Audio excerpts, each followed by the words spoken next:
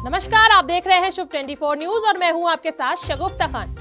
स्वागत है आपका प्राइम टाइम राजस्थान में। खबरों की शुरुआत करने से पहले आइए नजर डालते हैं आज की सुर्खियों पर।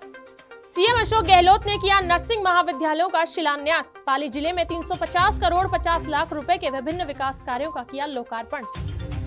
उदयपुर में आयकर विभाग ने 2 रियल एस्टेट ग्रुप में मारा छापा, टैक्स चोरी करने की आशंका। आरसीए चुनाव पर हाईकोर्ट का अहम फैसला, अब नए सिरे से कराए जाएंगे इलेक्शन। जयपुर के मुरलीपुरा इलाके में दिन दहाड़े युवती को मारी गोली, आवाज सुनकर लोगों में फैली दहशत। भारत जोड़ो यात्रा को लेकर मुख्यमंत्री अशोक गहलोत की अध्यक्षता में 33 व्यक्तियों की स्टेट कमेटी की बैठक प्रदेश कांग्रेस कार्यालय में आयोजित हुई।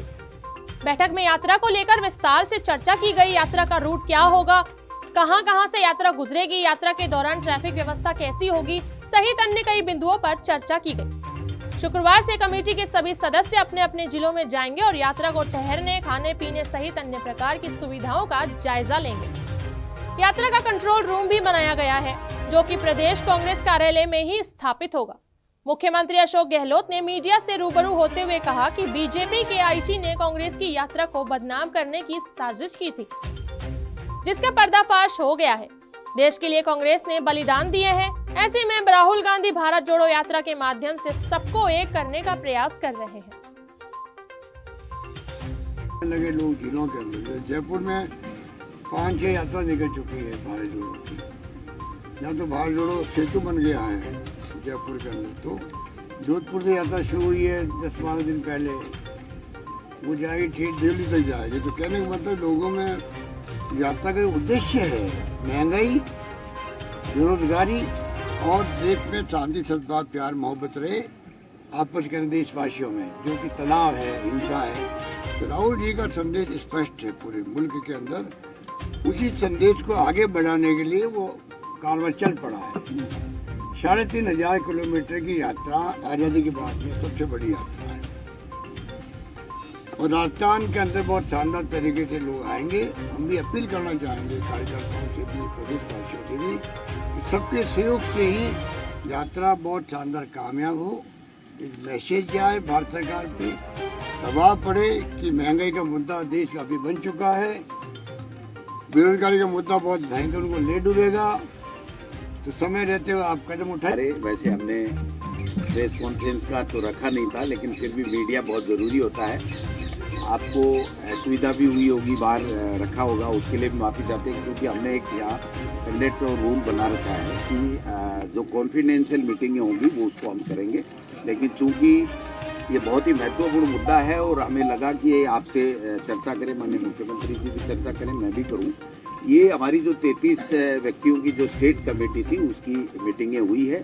पूरी यात्रा का किस प्रकार स्वरूप रह गए, कहाँ से ये गुजरेगी, कहाँ से आएगी, कैसे कैसे व्यवस्थाएं होंगी, 15 कमेटियां हैं, उनको क्या व्यवस्थाएं करनी है।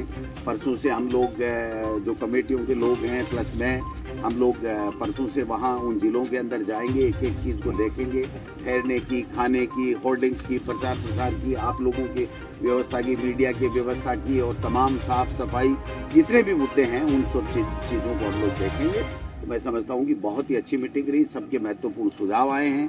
ये प्रतिदिन सिलसिला हमारा चलता रहेगा, कभी 5 से, कभी 10 से, कभी 20 से। कंट्रोल रूम हमने पीसीसी में स्थापित कर दिया है। वहाँ पर जो राजस्थान यात्री कौन रहेंगे, अतिथि यात्री कौन रहेंगे, क्या क्या इवेंट होंगे, किस तरीके से राहुल जी का कार्यक्रम होगा, ये सारी चीज़ें धीरे धीरे जैसे जैसे हमारे पास फीडबैक आ रहे हैं और हमें एआईसीसी से जो भारत जोड़ो यात्रा के संयोजक हैं उनसे जो अप्रूवल हमको मिलेगी, वैसे वैसे हम कार्यक्रमों को निर्धारित करते जाएंगे। तो मैं तो इतना ही आपसे कहना चाहता हूं कि आप मीडिया के सभी लोगों को हम सादर आमंत्रित करते हैं। आपकी रहने की, चलने की, आगे वैन की और की सारी व्यवस्थाएं हम लोग कर देंगे।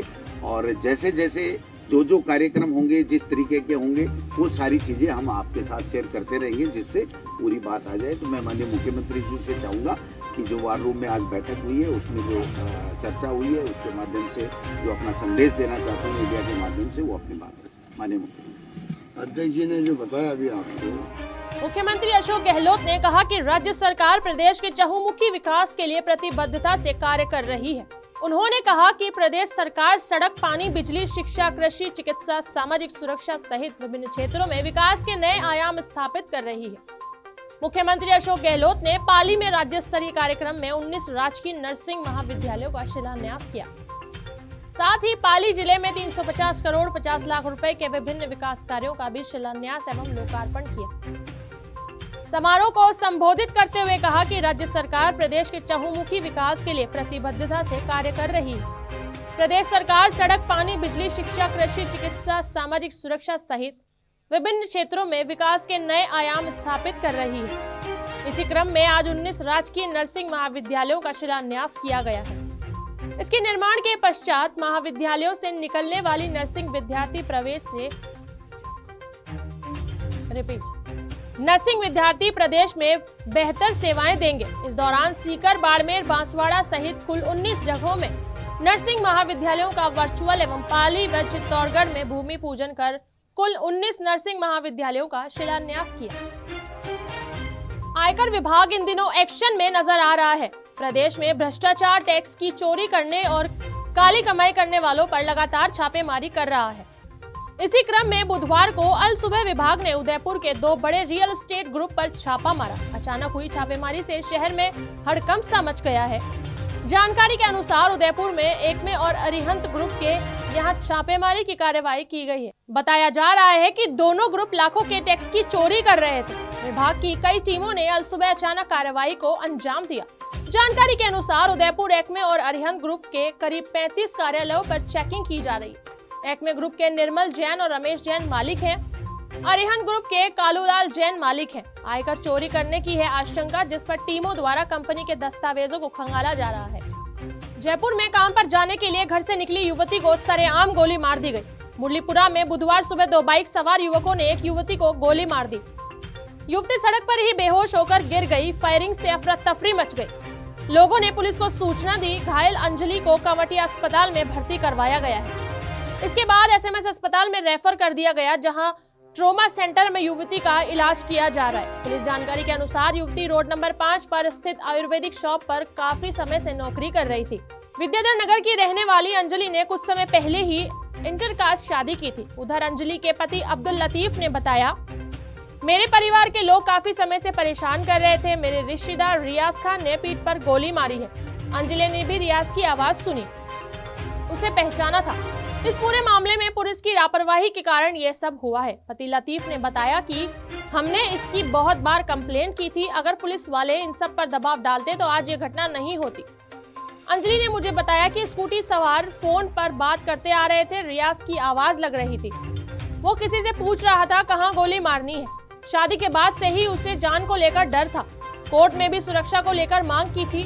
मुरलीपुरा एसएचओ ने बताया कि आसपास लगे हुए सीसीटीवी फुटेज को खंगाला जा रहा है। संदिग्धों की तलाश के लिए विशेष टीमों का गठन कर लिया है। अंजलि मुरलीपुरा में पल्लवी स्टूडियो के पास गली में रहती है। बुधवार सुबह करीब 10 बजे काम पर जाने के लिए घर से पैदल निकली थी। घर से 1.5 किलोमीटर दूर जाते ही 10:29 पर उसे गोली मार दी गई। जहां गोली मारी गई वो जगह उसके ऑफिस से कुछ मिनट की दूरी पर है।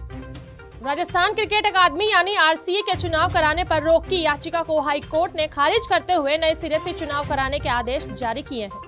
हाई कोर्ट में सुनवाई करते हुए 4 जिला क्रिकेट एसोसिएशन और उनके सेक्रेटरी की रीट याचिका को खारिज किया है।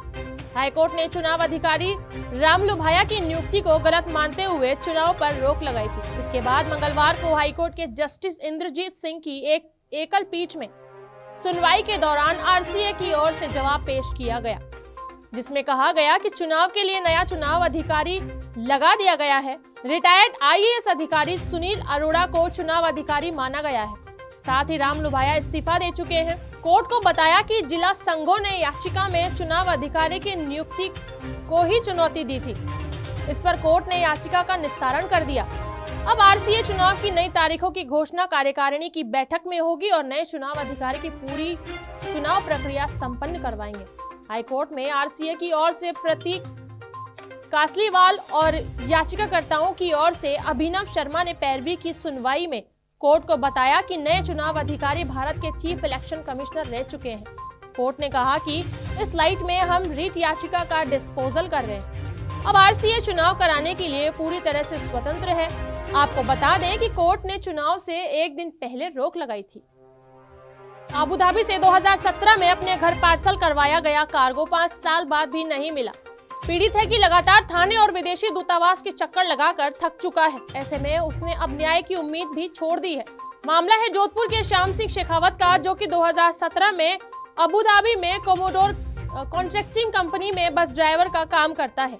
उसने वहां से करीब 1.5 लाख रुपयों का घरेलू सामान अपने घर के लिए रजब कार्गो सर्विस के माध्यम से बुक करवाया था, किंतु वह यहाँ नहीं मिला। पीड़ित ने वहीं पर संबंधित थाने में इसकी रिपोर्ट भी दी, किंतु कंपनी के अचानक फेल होने के कारण उसे स्वदेश लौटना पड़ा। पीड़ित का कहना है कि सामान नहीं मिलने की दशा में उसने वहीं के पनियास थाने रिपोर्ट में दर्ज करवाई थी, किंतु उस समय भी कोई कार्रवाई नहीं हुई। मैं विदेशी दूतावास के कार्यालय के भी चक्कर लगाकर थक चुका हूँ। आपके साथ सर, क्या नाम आप ये बताइए। मेरा श्याम सिंह शेखावत नाम है। मैं अबू धाबी में ड्राइविंग करता था और कंपनी फेल हो गई, उस वजह से हमको टर्मिनेट कर दिया वहाँ से। तो लाइसेंस तो मेरे पास में इंटरनेशनल है, मैं दूसरी कंपनी में भी जा सकता हूँ। मैंने कम से कम 8 लाख रुपए खर्च करे, उस पर मेरा कोई गलती नहीं है। कंपनी फेल हो गई तब क्या दूसरी कंपनी में काम नहीं कर सकते? और फिर मेरा वहाँ से 1.5 लाख का कार्गो भेजा था, घरेलू सामान, वो टर्मिनेट किया था 2017 के अंदर। तब मैं उससे 15 दिन पहले सामान भेजा था घर पे, तो वो सामान अभी तक नहीं मिला। फिर मैंने FIR दर्ज कराई बनियास थाना में, अबू धाबी में। तो उन्होंने कहा आपको सामान मिलेगा, आप लगातार कंटिन्यूस संपर्क में रहना। लेकिन उससे बात किया तो उसने स्विच ऑफ कर दिया, जिससे कार्गो से मैंने रजब कार्गो से सामान भेजा था। आज तक उसने कोई जवाब नहीं दिया। अभी मैं इंडिया में हूँ तो मैं वापस आके केस भी लड़ सकता हूँ, मैं दूसरी कंपनी में जॉब भी कर सकता हूँ, लेकिन मेरा सामान तो आया ना। कम से कम मैं गरीब आदमी हूँ, कम से कम मेरी ज़मीन गिरवे रख के गया था मैं। अभी भी ज़मीन भी चली गई और 8 लाख मेरे लॉस हो गया, तो मैं तो रोड पर आ गया ना। तो वही जाते हैं तो लोग मतलब पैसा कमा के आते हैं, लेकिन मैं तो बिल्कुल भिखारी बन के आया हूँ। मेरा सामान भी मिलना चाहिए और मेरे को न्याय मिलना चाहिए। मैंने अभी 24 मीडिया का सहारा लिया है, और नहीं तो यहाँ कोई पुलिस कार्रवाई होती है न कोई सुनने वाला है। इसलिए मेरा पासपोर्ट मिलना चाहिए। और मेरे को पासपोर्ट रिन्यू के लिए दिया था, तो वो रिन्यू होके ही नहीं आया था, कोरोना लग गया था। उसके बाद में अभी दोबारा मैं रिप्लाई करूँ तो मेरे को न्याय मिलना चाहिए, मेरा पासपोर्ट मिलना चाहिए, मेरे को दूसरी कंपनी में वीज़ा मिलना चाहिए। मैं ड्राइवर हूँ, मैं स्मोकिंग करता, नहीं शराब ड्रिंक करता, ओनली शाकाहारी हूँ। इसलिए मैं वापस दुबई जाना चाहता हूँ। यहाँ से कहाँ गए आप? कहाँ गए आपने न्याय के लिए? राजस्थान पत्रिका में गया था। उन्होंने पुलिस स्टेशन गया तो पुलिस बोलता है यहाँ का मामला नहीं, बाहर का है, आपको बाहर ही जाना पड़ेगा। मैं जोधपुर गया था, मंडोर। उन्होंने कहा ये यहाँ का मैटर नहीं है, आपको तो वहीं जाना पड़ेगा वापस। यहाँ कोई सुनने वाला नहीं है, या फिर विदेश मंत्रालय में जाना पड़ता है इसके लिए। तो मैं इतना पढ़ा लिखा नहीं हूँ, नॉन मैट्रिक। 16 वर्षीय नाबालिग लड़की का अपहरण और उसके साथ जबरन दुष्कर्म करने के मामले में एक मुलजिम को 10 वर्ष का कठोर कारावास की सजा, 70,000 रुपए के अर्थदंड से किया दंडित। धौलपुर जिले के विशेष न्यायालय पॉक्सो एक्ट ने मानिया थाना इलाके में वर्ष 2019 में दर्ज हुए 16 वर्षीय नाबालिग का अपहरण और उसके साथ जबरन दुष्कर्म करने के मामले में एक मुलजिम को दोषी करार देते हुए उसे 10 वर्ष के कठोर कारावास की सजा सुनाई है। पॉक्सो कोर्ट के न्यायाधीश जमीर हुसैन ने सजा सुनाते हुए मुलजिम राहुल को पॉक्सो एक्ट की धारा 3/4, IPC की धारा 363 और 366 में दोषी करार दिया। 10 वर्ष के कठोर कारावास की सजा सुनाई है, साथ ही 70,000 रुपए के अर्थदंड से दंडित किया है। मुलजिम राहुल पुत्र छोटेलाल निवासी पिनाहट उत्तर प्रदेश को IPC की धारा 363, 366, 376 और 3/4 पॉक्सो एक्ट में दोषी करार देते हुए पॉक्सो एक्ट की धारा 3/4 में 10 वर्ष का कठोर कारावास और 50,000 रुपए का जुर्माना और IPC की धारा 363 व 366 में 5 वर्ष का कठोर कारावास और 10-10 हजार रुपए जुर्माना से दंडित किया है। दोनों सजाएं एक साथ चलेगी। नाबालिग को अपहरण कर उसके साथ जबरन दुष्कर्म के आरोपी को 10 वर्ष का कठोर कारावास एवं कुल 70,000 रुपये के जुर्माने से किया दंडित।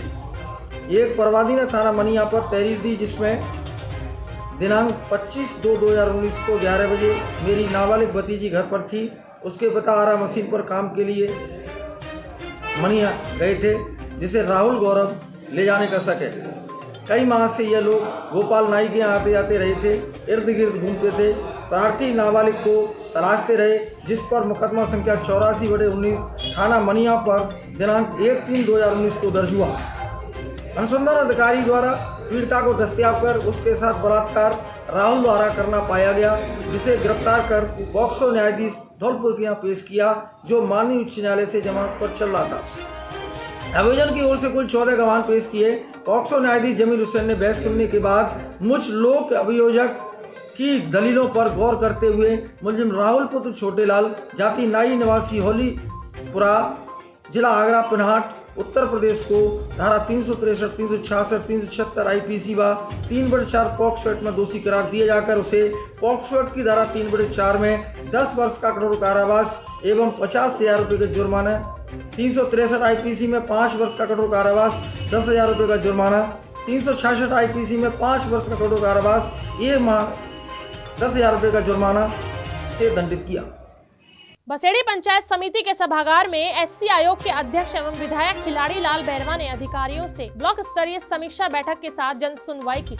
समस्याओं को लेकर जैसे ही पंचायत समिति के प्रधान अमित सिंह परमार के पिता शंकर सिंह परमार से समस्याओं के बारे में पूछा तो वह कुर्सी से उठ खड़े हुए और उन्होंने आरोप लगाते हुए कहा कि बसेड़ी क्षेत्र में सरकारी कार्यालयों में आम आदमी की कोई भी सुनवाई नहीं हो रही है, खुलेआम भ्रष्टाचार हो रहा है।